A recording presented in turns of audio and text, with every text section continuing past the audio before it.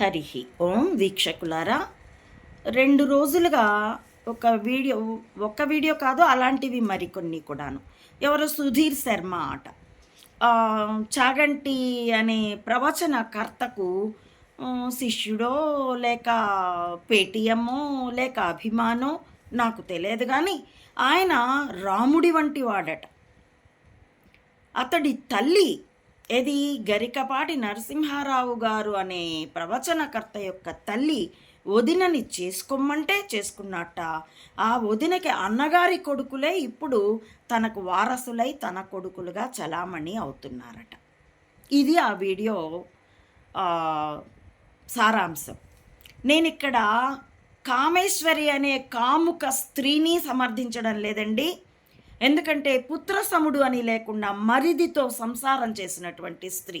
ఆ మాట ఆమె చెప్పుకుంది. తాను ప్రభుత్వ ఉద్యోగినని కూడా చెప్పుకుంది. ఈ 2వ మొగుడిని వదిలేసి 3వ మొగుడితో వెళ్ళిపోయిందన్న వార్తలు కూడా వింటున్నాం.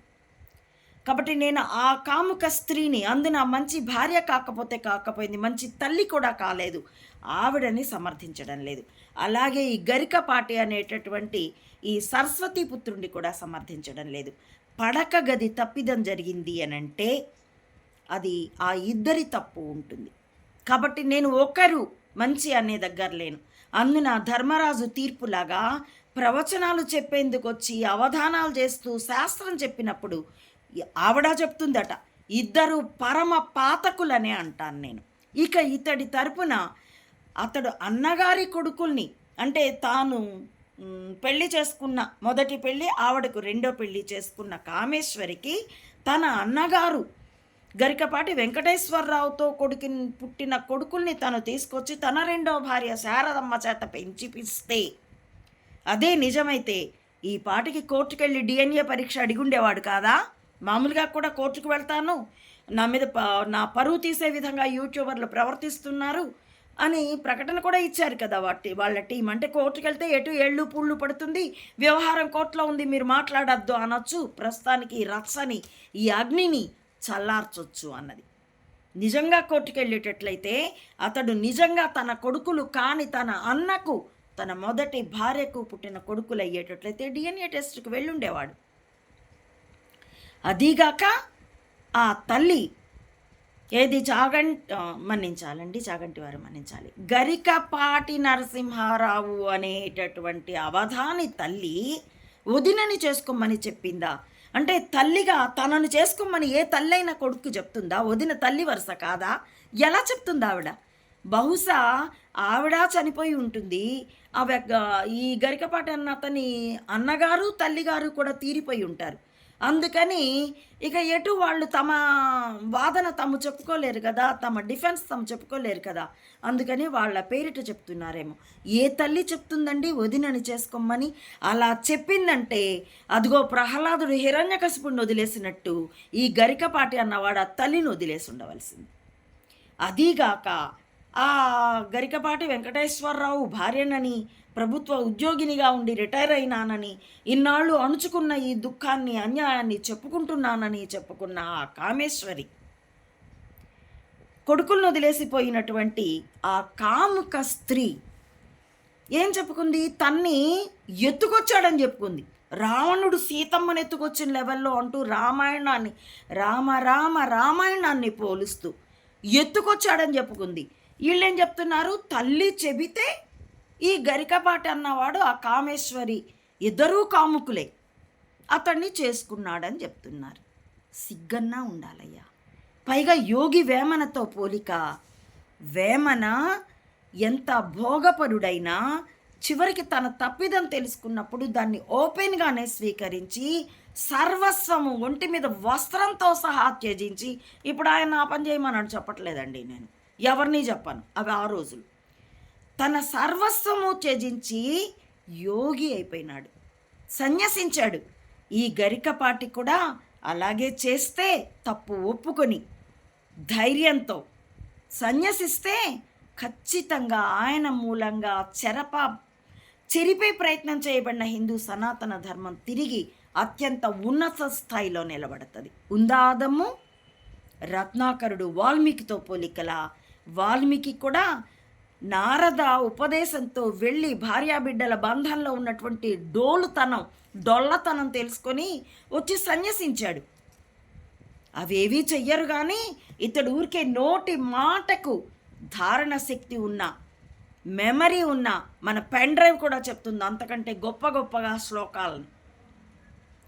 జ్ఞాపక శక్తి ఉన్నంత మాత్రాన, ధారణ శక్తి ఉన్నంత మాత్రాన, వాక్చాతుర్యం ఉన్నంత మాత్రాన గుణశీలాలు లేనివాడు దుష్టుడే.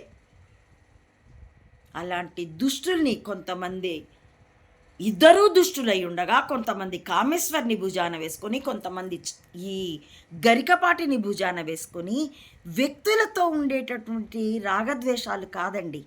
కామేశ్వరిని రాగంతో, గరికపాటిని ద్వేషంతో, లేదా గరికపాటిని రాగంతో, కామేశ్వరిని ద్వేషంతో, వ్యక్తుల పట్ల రాగద్వేషాలతో కాదండి మనం ఉండవలసింది. ధర్మం పట్ల రాగంతో, అధర్మం పట్ల ద్వేషంతో ఉండాలి. నాకు గుర్తుండి 1000 పడగల్లోనే అనుకుంటా కవి సామ్రాట్ మన విశ్వనాథ సత్యనారాయణ గారు ఒక అంశం చెప్తారు. ఒక జమీందారు దివాణానికి ఒక పండితుడు వచ్చి, నేను భారతం చెప్తానండి 40 రోజులు అంటే, ఆయన వర్చస్సు, ఆయన వాక్కు పటిమ చూసి ఆయన సరేనని కార్యక్రమం అరేంజ్ చేశాడు గుడి చావడిలో. కానీ ఆ భాగవతోత్తముడు ఒక కండిషన్ పెట్టాడు. ఈ ఊర్లో ఉన్న వాళ్ళందరూ తమ ప్రవచనం వినడానికి, భారతం వినడానికి వచ్చినప్పుడు, కథాశ్రవణం చేసేటప్పుడు తమ కర్రలు, కత్తులు, ఇంట్లో ఉన్న కొడవళ్ళు, గుణపాలు, పరిగలు, పారలు అన్నీ తీసుకొచ్చి ఒక గదిలో పెట్టి దానికి తాళం వేసి ఆ తాళం తనకి ఇవ్వాలని. వాళ్ళందరూ నవ్వారట, ఏమిట్రా ఇది అని. అయినా కానీ అలా అయితేనే చెప్తానన్నాడు కాబట్టి అందరూ అదే పని చేస్తారు. ఈయన చెప్తూ ఉన్నాడు. చివరి కథ ఉచ్చస్థితికి శ్రవణం వచ్చేప్పటికీ కౌరవ పాండవుల మధ్య వైరం గురించి ఆయన వర్ణిస్తూ ఉంటే వీళ్ళంతా ఉత్తేజితులైపోయి కొంతమంది పాండవుల పక్షంగాను, కొంతమంది కౌరవుల పక్షంగాను చీలిపోయి, ఏవిరా కత్తులు, ఏవి కొడవళ్ళు నరికి పారేయాలి అవతల వాళ్ళని అన్నారు. ఎవరిలో దౌష్ట్యం పట్ల అభిమానం ఎక్కువ ఉంటుందో వాళ్ళు కౌరవ పక్షపాతులై, ఎవరికి కొంత ధర్మం పట్ల ప్రేమానురాగాలు ఉంటాయో వాళ్ళు పాండవుల పక్షమై కొట్టుకు చావడానికి సిద్ధపడ్డారట. అది మనిషి మనసు ట్యూన్ అయ్యేటటువంటి పద్ధతి. అలాంటి చోట సత్యము, ధర్మము చెబుతున్నానంటూ ప్రవచనాలు చెప్పి అవధానాలు చేసే అతడు, ఆ గరికపాటి అనేటటువంటి సరస్వతి పుత్రుడు, మామూలుగా అయితే ఏమోలే చిన్న వయసులో ఏమో అయ్యిందనుకుండేవాళ్ళం. తప్పు ఒప్పుకోకపోగా మళ్ళీ తప్పులు చేస్తూ తల్లికి కూడా కళంకం ఆపాదిస్తూ, ఏ తల్లి చెప్తుందండి? తల్లి ఎప్పుడైనా తనని పెళ్ళాడు, తనతో రమించు అని చెప్తుందా? మరి వదిన తల్లి సమాన కదా, ఆ తల్లి ఎలా చెప్తుంది? ఈ గరికపాటి అనే అతడు ఇంతకుముందు ఒకసారి వీడియో నేను చూశాను. తనేదో జూనియర్ కాలేజీ నడుపుతూ ఉంటే మ్యాన్ పవర్ దొరక్క తను ఎక్కడి నుంచో వచ్చేసరికి తన తల్లి కూర్చొని ఆ హాస్టల్లో ఉన్న పిల్లల పళ్ళెల ఎంగిలి కంచాలు కడుగుతూ ఉంటే తనకి చాలా బాధేసి, అయ్యో నా తల్లిని నేను ఈ స్థితికి తెచ్చానా అనుకొని ఆ కాలేజ్ మూసేసుకున్నాను అని చెప్తే, నాయన మీరు చాలా మంచిగా ఆలోచించారు, అభినందనలు అని నేను ఆ గరికపాటి వారికి కామెంట్ పెట్టాను. అలాగే సినీ నటుడు చిరంజీవితో వివాదం ఏర్పడినప్పుడు ఆ వీడియో అయితే ఇప్పటికీ మీకు నా ఛానల్లో లభ్యమవుతూనే ఉంటుందండి. అతడి కోసం మనందరూ పరిగెట్టేస్తే తన ప్రవచనం ఎవరు వినకపోతుంటే ఈయన కోపం తెచ్చుకున్నాడు. ఎందుకండి మన కోపం? ఎవరు వినకపోతే హ్యాపీగా కూర్చొని మీరు కూడా సిట్యుయేషన్ని, లేదా ధ్యానమగ్నం అయితే ఎవరు వింటున్నారో ఒకరో ఇద్దరు, ఎవరు లేకపోతే ధ్యానమగ్నం అయి ఉంటే సరిపోయేది కదా. కందకి లేని దోద కత్తిపీట కన్నట్టు ఆ శ్రోతలకే ధర్మం పట్ల గాక సినిమా వాళ్ళ పట్ల మోజున్నప్పుడు అసలు అలాంటి గ్యాదరింగ్ ఉన్న చోటికి ప్రవచనానికి వెళ్ళనే కూడదు. వెళ్ళారు అందరూ పోలోమన్నట్టు పరిగెడితే మీరు స్పందించకుండా ఉండవలసింది అని నేను వీడియో కూడా చేశాను. అతడి వాగ్దాటి పట్ల, అతడి ధారణ శక్తి పట్ల, అతడు అలవోకగా హాస్యాన్ని కూడా రంగరించి చెప్పే పద్ధతి పట్ల నాకు చాలా అభిమానం ఉండేది. కానీ ఎప్పుడైతే గుణం గుడిసేటిదని తెలిసిందో, 6 అడుగుల అందగాడైనా గుణం గుడిసేటిదైతే అలాంటి వాడిని భార్య కూడా వదిలేస్తుందని చెప్తాడు భృతృహరి. అలాంటి చోట వ్యక్తుల పట్ల రాగద్వేషాలు కాదండి, సత్యము ధర్మం పట్ల రాగము, అసత్యము అధర్మం పట్ల ద్వేషము ఉండాలి. అప్పుడు సమాజం సరైన స్థితిలో ఉంటుంది, భావి తరాలకి ప్రశాంతతను అందిస్తుంది. పూర్వ తరాలు ఇదిగో ఇలా వ్యక్తిగత రాగద్వేషాల్లో పడినందునే ఇప్పుడు మనం ఇలాంటి స్థితిలో ఉన్నాం. మన భవిష్యత్తుకు కూడా అదే దుస్థితి వద్దండి. ఇప్పటికైనా please check yourself, common man. నా ఈ వీడియోల కంటెంట్ మీకు నచ్చితే please like, share and recommend my channel to others as well. Subscribe it.